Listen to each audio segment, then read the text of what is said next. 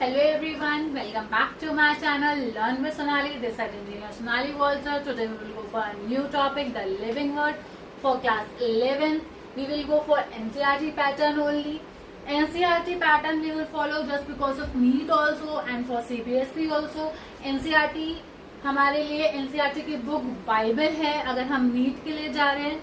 तो without wasting our time let's start our first chapter, that is the living world. So what is living? हम किस चीज को living बोल सकते हैं? क्या है लिविंग? हम सामने अपनी आंखों के सामने अगर कोई चीज देख रहे हैं तो हम उसे कैसे कह सकते हैं लिविंग? तो उसके लिए बेसिकली 5 फीचर्स हो. अगर 5 फीचर्स है बेसिकली तो हम उसे लिविंग बोल देंगे. तो 5 फीचर्स हमारे क्या आते हैं? First one is growth, second one is reproduction, third one is metabolism, fourth one is cellular organisation and fifth one is consciousness. ठीक है, अगर हम ग्रोथ और रिप्रोडक्शन की बात करें वो कैरेक्टरिस्टिक फीचर आ जाता है. एंड अगर हम सेलुलर ऑर्गेनाइजेशन और कॉन्शियसनेस की बात करें तो वो डिफाइनिंग फीचर हो जाता है. अब ये क्या कैरेक्टरिस्टिक फीचर है, क्या सेलुलर डिफाइनिंग फीचर है, आइए हम इसकी बात. अब कैरेक्टरिस्टिक फीचर क्या होता है और डिफाइनिंग फीचर क्या होता है? कैरेक्टरिस्टिक फीचर्स वो फीचर्स होते हैं जिसमें कुछ एक्सेप्शंस होते हैं. Some exceptions are there. ठीक है, और हमारा डिफाइनिंग फीचर है जिसमें कोई भी एक्सेप्शन नहीं होता. नो एक्सेप्शंस, जिसमें कोई भी एक्सेप्शंस नहीं मिलता वो हमारे कौन से होते हैं? डिफाइनिंग फीचर्स होते हैं. आइए फर्स्ट फीचर पे बात कर लेते हैं. फर्स्ट फीचर क्या है? ग्रोथ. ग्रोथ क्या है? Increase in mass and increase in number. Increase in mass का मतलब क्या हो गया? किसी भी चीज का अगर मास बढ़ रहा है या किसी भी चीज का नंबर में इंक्रीमेंट आ रहा है तो हम उसे ग्रोथ बोल सकते हैं. तो अगर हम बात कर ली मल्टीसेलुलर ऑर्गेनिज्म की, मल्टीसेलुलर ऑर्गेनिज्म कैसे अपनी ग्रोथ शो करता है? सेल डिवीजन के थ्रू शो करता है. वही प्लांट्स तो अपनी ग्रोथ कंटिन्यूअस लाइफ स्पैन तक शो करते हैं. Plant show continuous growth till the life span, है ना. उनका जब तक लाइफ स्पैन है कंटिन्यू उनकी ग्रोथ होती रहती है. वही अगर हम एनिमल्स की बात कर ले बेटा तो एनिमल्स क्या होता है? वो एक सर्टेन एज तक ही ग्रो हो सकते हैं. मतलब एक छोटा सा बच्चा अगर है, छोटा सा बच्चा एक एज तक ही अपनी ग्रोथ शो कर सकता है ना. और वहीं अगर हम यूनिसेलुलर की बात करें, यूनिसेलुलर भी सेल डिवीजन के थ्रू ही हमें शो करता है. ये आपकी book NCERT book number page number 4 पे एक लाइन गिवन है. In majority of higher animals and plants growth and reproduction are mutually exclusive events. मतलब कि क्या कि एक्सक्लूसिव का मतलब क्या हो जाता है बेटा? इंडिपेंडेंट हो जाता है. एक्सक्लूसिव का मतलब हो जाता है इंडिपेंडेंट.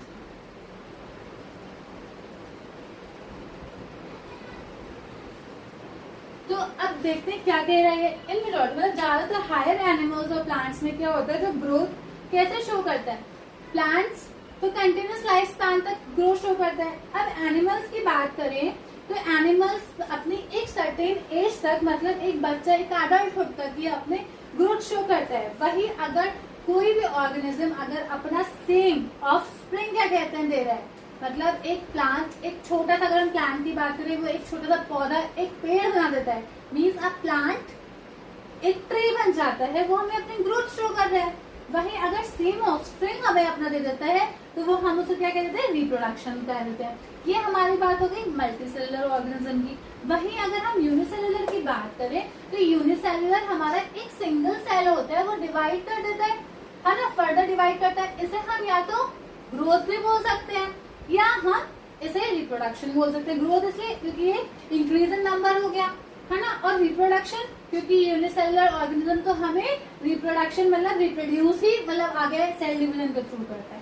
ठीक है, तो ये हमारी ग्रोथ की बात होगी. शायद आपको याद होगा मैं थोड़ी देर पहले एक चीज बोल रही थी, growth and reproduction is a characteristic feature. आइए देखते हैं कैसे. कैरेक्टरिस्टिक फीचर मैंने बताया था आपको कि उसमें कुछ एक्सेप्शंस होते हैं. Some exceptions are there. Some exceptions.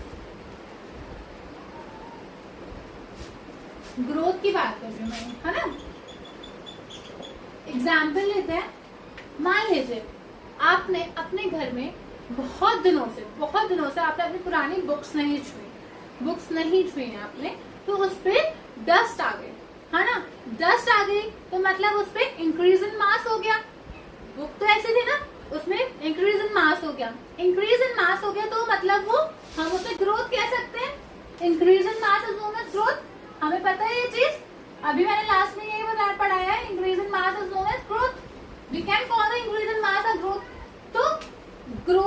मतलब जो बुक पे डस्ट आ गई तो वो क्या लिविंग थिंग हम बोल सकते हैं? नहीं बोल सकते। क्यों? वो एक्सटर्नल ग्रोथ है। वो क्या है? एक्सटर्नल ग्रोथ है। बट लिविंग में क्या होता है? ग्रोथ होती है इंटरनल, मतलब वो इंटरनली ग्रो कर रहा है, बाहर से कोई चीज से ग्रो नहीं कर रहा है। ठीक है, तो हम ये चीज नहीं मान सकते, तो इसलिए हमने इसे क्या बोल रखा था? Characteristic feature. It can not be a defining feature. Characteristic, हम इसे क्या बोलेंगे? कैरेक्टरिस्टिक फीचर बोलेंगे, हम इसे डिफाइनिंग फीचर नहीं बोलेंगे। ठीक है, आइए अपन नेक्स्ट टॉपिक पे चलते हैं, नेक्स्ट फीचर पे चलते हैं, दैट इज रिप्रोडक्शन। रिप्रोडक्शन की अगर हम बात करें तो आपको याद होगा क्लास 10th में आपने पढ़ा था reproduction is of 2 types, sexual reproduction होता है और असेक्सुअल रिप्रोडक्शन होता है। सेक्सुअल रिप्रोडक्शन में क्या है? Production of progeny possessing the features more or less similar to those of parents। means what? कि सेक्सुअल रिप्रोडक्शन में जो प्रोडक्शन होता है प्रोगेनी मतलब अपने जैसे ऑफस्प्रिंग्स का, वो मोर और लेस सिमिलर होता है अपने पेरेंट्स का। तो आपको पता होगा, आप ये आपके एनसीईआरटी बुक में दे रखा है फीचर कि more or less similar to those of parents, है ना। तो आपको पता होगा, आपने क्लास 10 में पढ़ा होगा, फिर आपको याद होगा कि सेक्सुअल रिप्रोडक्शन में 2 गैमेट्स का फ्यूजन होता है और उसमें कुछ वेरिएशंस आते हैं जिसकी वजह से ऑफस्प्रिंग्स जो होते हैं वो मोर और लेस सिमिलर होते हैं, मतलब कुछ हद तक ही सिमिलर होते हैं अपने पेरेंट्स से। तो यहाँ पे भी वही लिखा है, more or less similar to those of parents. अब हम बात कर लें असेक्सुअल रिप्रोडक्शन की। असेक्सुअल रिप्रोडक्शन हमें पता है, जैसे फंगस कैसे प्रोडक्शन देती है, रिप्रोडक्शन कैसे होता है उसका? स्पोर फॉर्मेशन के थ्रू। वही ईस्ट और हाइड्रा बडिंग के थ्रू करते हैं और प्लानेरिया रीजनरेशन के थ्रू, है ना। तो ये हमें पता है कि भाई बहुत तरीके के रिप्रोडक्शंस हो रहे हैं, ऑफस्प्रिंग्स आ रहे हैं। और अगर हम यूनिसेलुलर की बात करें, यूनिसेलुलर की तो हमारी मल्टीसेलुलर रिप्रोडक्शन होगा। मल्टीसेलुलर ऑर्गेनिज्म में कैसे रिप्रोडक्शन होता है? अगर हम वही यूनिसेलुलर ऑर्गेनिज्म की बात करें तो उसमें हमने अभी पीछे पढ़ा था ग्रोथ में, reproduction is synonymous with growth, है ना। हमने पढ़ा था reproduction is synonymous with growth, मतलब कि मोर और लेस कैसे रिप्रोडक्शन और ग्रोथ एक दूसरे के इक्वल है, कैसे एक दूसरे के जैसे हैं, है ना। हमने ये पढ़ लिया। अब भैया हमें सब चीजें पता पड़ गई, इतने ऑफस्प्रिंग्स आ रहे हैं, इतनी प्रोगेनी, इतने टाइप की रिप्रोडक्शन है, तो ये कैरेक्टरिस्टिक फीचर क्यों है बेटा? इसलिए है क्योंकि रिप्रोडक्शन में कुछ ऐसे एक्सेप्शंस हैं। एक्सेप्शंस मैंने बताया था आपको कि रिप्रोडक्शन में एक्सेप्शन है, इसलिए ये कैरेक्टरिस्टिक फीचर नहीं है। अगर हम कुछ म्यूज की बात कर लें, मीन्स खज्जर की बात कर लें, वो रिप्रोड्यूस नहीं करते हैं, है ना, तो वो एक एक्सेप्शन हो गया। देन अगर हम कुछ ऐसे कपल्स की बात कर लें जो इनफर्टाइल होते हैं, तो वो अगर हम उनकी बात करें तो वो भी एक एक्सेप्शन है। मीन्स कुछ कपल्स जो ऑफस्प्रिंग्स नहीं दे पाते, तो वो एक्सेप्शन केस हो गया हमारा रिप्रोडक्शन का। तो that is why reproduction is not a defining feature, not a defining feature, है ना। डिफाइनिंग फीचर नहीं है, ये क्या है? Characteristic feature. ये भी हमारा कैरेक्टरिस्टिक फीचर हो गया। ठीक है, समझ में आया अभी तक का? Now we will move to the our first defining feature, that is metabolism. Let's study about the first defining feature, that is metabolism. Metabolism बेटा क्या होता है? The sum total of all the chemical reactions occurring in our body. Means इस time पे हमारी body में thousands of chemical reactions हो रही हैं। कुछ हमारी कोई केमिकल रिएक्शन टूट रही है तो कोई नया केमिकल जुड़ रहा है ना, कुछ एड ऑन हो रहा है और कुछ ब्रेक डाउन हो रहा है। Means sum of total of chemical reaction, means continuous हमारी बॉडी में केमिकल रिएक्शन चल रही है। हम चाहे एनिमल्स की बात करें, चाहे प्लांट्स की बात करें, चाहे फंगस की बात करें, चाहे यूनिसेलुलर बात करें, चाहे मल्टीसेलुलर बात करें, मतलब इन सब में मेटाबॉलिक रिएक्शंस होते हैं। मेटाबॉलिक रिएक्शंस मीन्स कुछ सम, जो हमारा सम है total of all the chemical reactions, means कुछ एड ऑन होना, कुछ ब्रेक डाउन होना, वो हमारा मेटाबॉलिज्म है। तो it is a defining feature. ये हमारे को नॉन लिविंग थिंग में शो नहीं करता, नॉन लिविंग थिंग में शो नहीं करता, बट लिविंग थिंग में सब में ये होगा। ठीक है, लिविंग थिंग में हर लिविंग ऑर्गेनिज्म हमारा मेटाबॉलिज्म शो करेगा, जो it is a defining feature. हर किसी भी ऑर्गेनिज्म में, हर लिविंग ऑर्गेनिज्म में केमिकल रिएक्शन कंटिन्यूस चलती रहती है, ठीक है। तो ये हमारा क्या हो गया, it is a defining feature.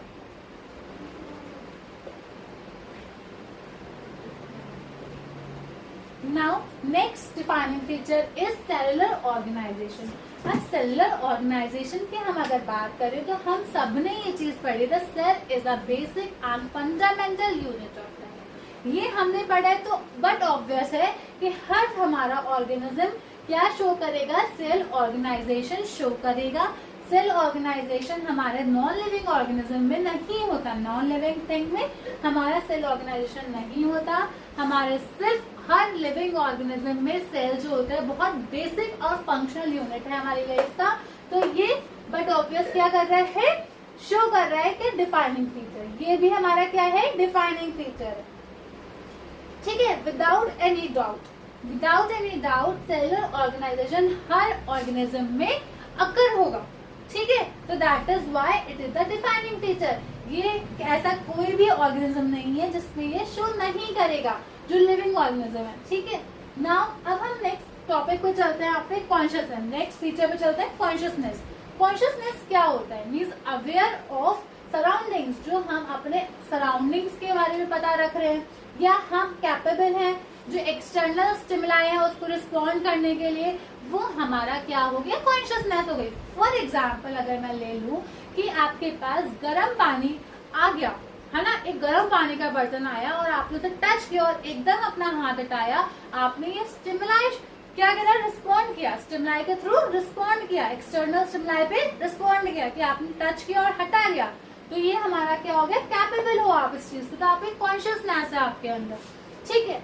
तो आपकी मैं आपसे पूछती हूँ ये चीज, एक क्वेश्चन पुट ऑन करती हूँ, क्या प्लांट्स भी कॉन्शियस होते हैं, because they are living organism.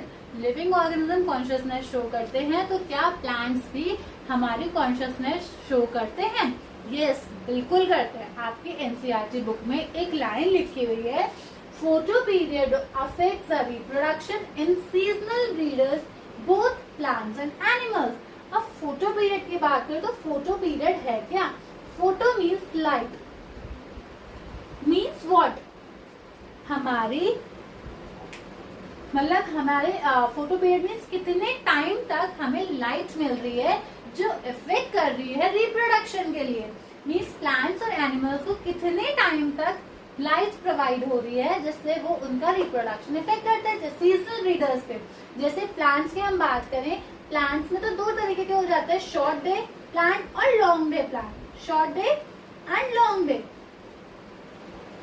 अब एनिमल्स की बात करें, कुछ एनिमल्स सीजनल होते हैं जो रिप्रोडक्शन शो करते हैं, जो कुछ एनिमल्स रिप्रोडक्शन एक टाइम पे ही करते हैं, उनको सीजन होता है। लाइक एग्जांपल हम अगर डॉग की बात करें तो डॉग हमारा एक ऐसा एनिमल है जो कुछ टाइम पे ही अपना रिप्रोडक्शन करता है, ठीक है। तो ये लाइन वही लिखे थे, photo period affects reproduction in seasonal breeders both plants and animals. देखिए हम बात कर लें प्रोकैरियोटिक्स और यूकैरियोटिक्स की, कैसे भी यूनिसेलुलर ऑर्गेनिज्म हो वो भी अपना रिप्रोडक्शन अपने इन्वायरमेंटल सराउंडिंग के अकॉर्डिंग अपने क्यू में शो करते हैं। अपना रिप्रोडक्शन कैसे शो करते हैं? क्यू मीन सिग्नल में शो करते हैं, है ना। तो वो कैसे भी हो यूनिसेलुलर ऑर्गेनिज्म, वो अपना क्या शो कर रहे हैं? रिप्रोडक्शन शो कर रहे हैं। तो हमारा कॉन्शियसनेस क्या कहता है कि ये सारी चीजें डिफाइन कर रहा है ना। कोई भी लिविंग ऑर्गेनिज्म हुआ वो हमारे को क्या शो करेगा? कॉन्शियसनेस शो करेगा। तो it is also a defining feature, इसमें कोई एक्सेप्शन नहीं है। तो it is also a defining feature. एक एनसीईआरटी बुक में बहुत अच्छी लाइन दे रखी है, बहुत इंटरेस्टिंग सी लाइन दे रखी है, जो ह्यूमन बींग्स होते हैं वो सबसे ज्यादा अपने सेल्फ कॉन्शियस होते हैं। क्यों होते हैं? वो अपने अपीयरेंस के लिए भी और अपने एक्शन को दोनों को लेके बहुत ही सेल्फ कॉन्शियसनेस होते हैं, ठीक है। अगर यहाँ तक समझ में आया, अपन आगे बढ़ते हैं। अब आपकी एनसीईआरटी बुक में एक बहुत छोटा सा पैराग्राफ दिया हुआ है जिसमें वो हमें बताते हैं कि जो लिविंग ऑर्गेनिजम्स होते हैं वो अंडरलाइंग इंटरेक्शन शो करते हैं। अगर अब मैं इसको आपको बहुत इजी वे में समझाऊं तो देखिए, जैसे हमारी बॉडी में बहुत से सेल्स होते हैं, वो अकेले कोई बड़ा फंक्शंस परफॉर्म नहीं कर पाते हैं, बट मिलके मिलके वो स्पेसिफिक फंक्शन परफॉर्म कर पाते हैं। फॉर एग्जाम्पल, हमारे स्टमक का एक सेल अकेले खाना डाइजेस्ट नहीं कर सकता, बट बहुत सारे स्टमक के सेल्स जब मिलकर स्टमक बनाते हैं तो वो खाना इजीली डाइजेस्ट कर देते हैं, क्योंकि वो एक इंटरैक्टिव सिस्टम बनाते हैं। ऐसे ही अगर हम सेल ऑर्गेनेलीज को सेल से अलग कर दें तो वो कुछ भी फंक्शन परफॉर्म नहीं कर सकता। तो सेल के फॉर्म में बन के जब वो सेल बन जाते हैं सेल ऑर्गेनेलीज में, तो वो एक इंटरैक्टिव सिस्टम डेवलप कर देते हैं। तो एनसीईआरटी फाइनली डिफाइन करता है लिविंग ऑर्गेनिज्म को, that living organisms are self replicating, evolving and self-regulating and interactive system capable of responding to external stimuli. Self-replicating यानी reproduction, evolving means reproduction के through ही variations आते हैं जिससे evolution होता है।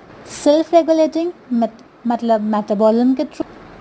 Interactive system capable of responding to external stimuli means consciousness. So finally हमने बहुत properly define कर पाए कि what is living thing, what is living organism.